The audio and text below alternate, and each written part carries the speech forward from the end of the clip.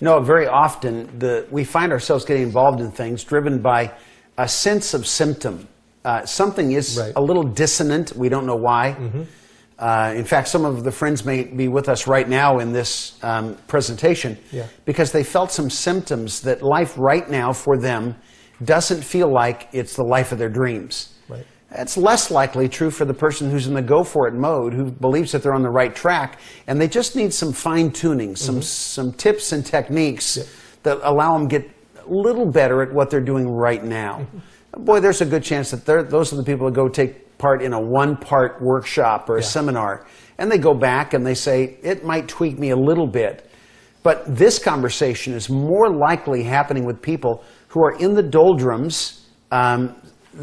Some people around them are saying, good job, congratulations, I wish I was where you are.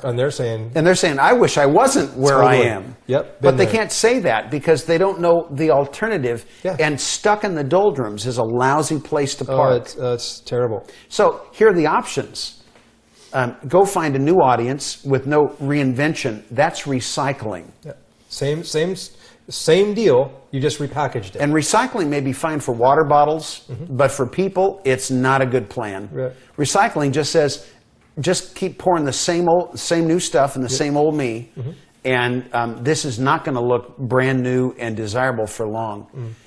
If I don't want to recycle, the other option is to reinvent. And reinvention doesn't start from a clean slate. Reinvention starts from what we call the cocoon experience, where we can go inward rather than outward, where we can do a discovery on what we have that's been exposed in the same way that the caterpillar, there's no way the caterpillar could conceive what it means to be a butterfly, but their DNA points toward that next phase, next season of life.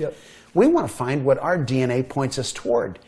And the God who allows little wiggly, ground-crawling insects to become incredible works of art on wing is the God who had even more in mind for us. And Noah, I've watched it in the last 20 years of your life. You started out as an artist, and you become a guy who became adept at putting paint on a canvas and portraying life. Now you're about putting people into life and portraying God.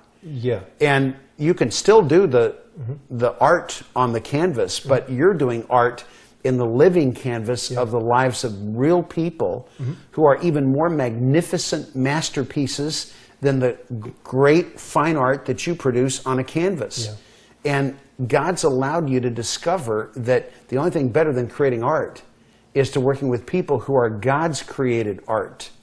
And becoming the gallery master who can help to frame and position pieces that would have sold at a discount in a garage sale left to themselves. But by God's design and magnificence, they deserve spots in the Louvre next to the Mona Lisa.